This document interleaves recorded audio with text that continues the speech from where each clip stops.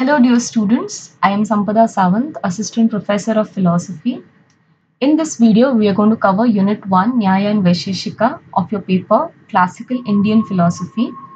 The topic that we will cover is Nyaya Sources of Knowledge, which is verbal testimony. Verbal testimony is the third source of knowledge that we are going to cover now. The first was perception or pratyaksha, second was inference or anumana, and the third is verbal testimony. What is verbal testimony? Testimony is nothing but words or guaranteed words of a trustworthy person. Okay, so it is one of the valid sources of knowledge. It will always give correct knowledge, and correct knowledge, cannot come from an unreliable person, untrustworthy person. So this testimony of a trustworthy person called Apta Vachana. Apta is some trustworthy person. Vachana is words. One who knows the truth and communicates it correctly. One who knows the exact correct knowledge. That is Apta Vachana, the right knowledge. The words, the spoken or the written words. That is Shabda. So testimony is also called as Shabda. Verbal testimony is also called as Shabda. The Shabda, the Vachana of the trustworthy person. The communicator or the speaker must be both competent and honest. Okay, he cannot be someone who is incompetent or does not have knowledge of things. He must be always honest, reliable. It consists in understanding the meaning of the authoritative statement. Authoritative is again trustworthy, someone which is something that is guaranteed, something upon which you can easily rely, easily depend. Authoritative, words of a person in authority. He has the authority. We usually ask people, if you want to know something about our future, we usually go to person who will give correct prediction of our life. Right? We don't go to random people on the street asking about what will happen. So this usually happens in astrology. When you want to know about your future, when you want to know about what career path you should choose, you go to a career counselor. You don't go to random relative asking what career you should pick up. Okay? That is called an authoritative person. Words and sentences have power to convey their meaning. They derive the power from God or from a long established convention. So what it means is, according to Nyaya, every word, every sentence has its own meaning. You don't have to go and attach meaning to it based upon how you understand it. Each word and sentence is meaningful in itself. Why? Because it is created by God. It is created by the power of God. And because it comes from the Vedas, every word has its root in the Vedas. And because these Vedas are authored by God, which are written and created by God, like I said, Nyaya believes in Vedas.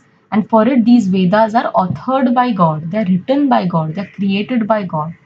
And that is why these words and sentences, which have their roots in the Vedas, have their meaning in themselves. You don't have to go and attach meaning to them.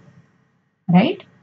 So, if you want to try to understand this in simple words, what is this trying to say is, when you go to a career counselor will give you certain test, an aptitude test. Based on that aptitude test, it will form some judgments about what your skills are, what your talents are, in which field you will excel.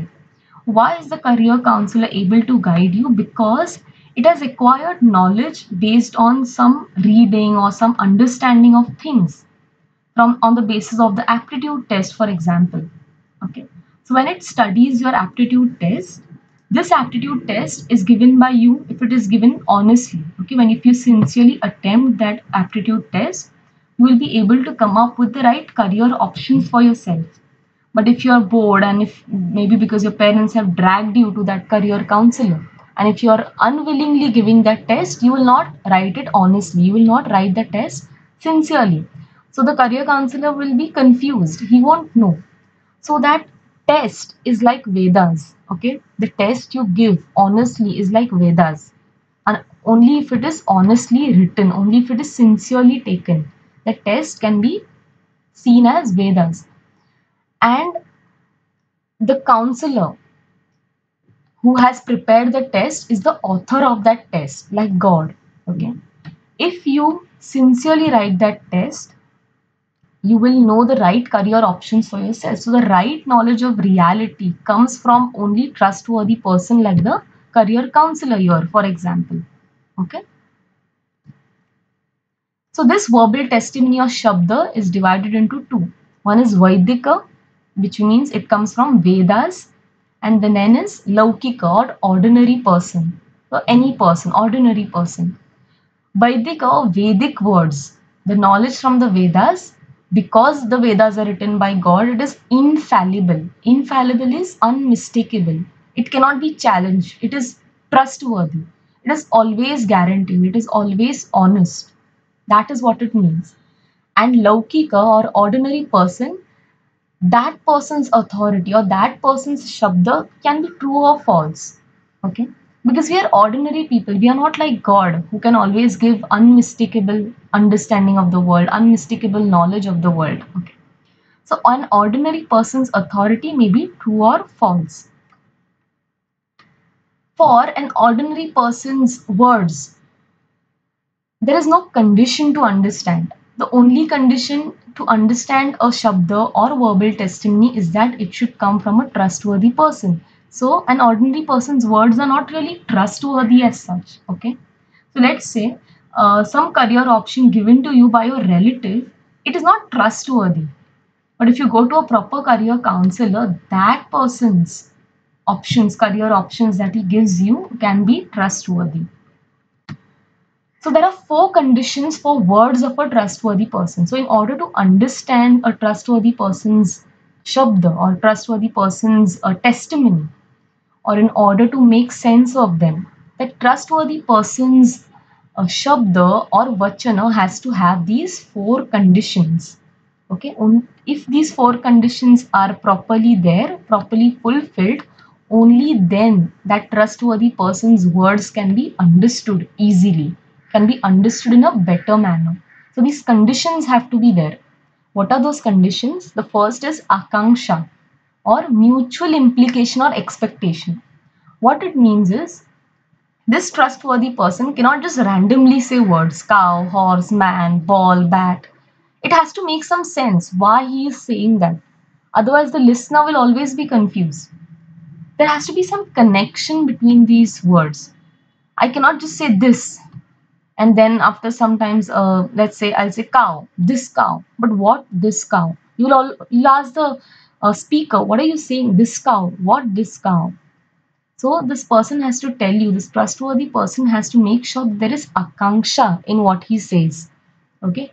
He has to properly say, this cow is black. Now this sentence makes sense, right? He cannot just say this cow and then stop speaking. The second condition is mutual fitness or yogyata. Every word fits into its proper place. No words should be put in such a way that they contradict each other. I cannot say the fire is used to water the plants. Sounds strange, right? Water the plants with fire. Sounds strange. Or use the ice to light fire in this place. The ice cannot be used to light fire anywhere. So there should be some yogyata. The words should fit each other. There should be mutual fitness into the words. I cannot use opposite words. It won't make sense. Proximity of the words or sannidhi. It means I cannot say the words using long intervals in between. So let's say I have to tell the person, bring the cow. Okay, let's say I'm this trustworthy person and I'm telling my listener, bring the cow. I cannot say bring and then wait for 1 hour, 2 hours, and then I say the, and then again wait for 1, 2 hours and then say cow. It won't make sense to the listener. I have to say without much intervals. I cannot even say it too fast. I cannot even say it too slow. And if I'm writing these words down, I cannot write one word on one page and then use another book to write the second word and then use another book to write the third word. It won't make sense to my readers, right?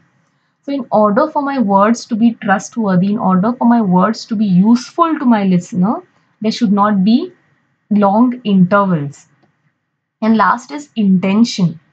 the intention of the speaker should be understood in case the speaker's words are ambiguous. Ambiguous means words having same word having different meanings.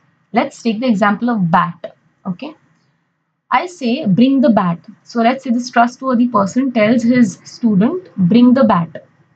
This person goes and catches a bat on the tree. Okay, so he sees the bird bat and brings it down.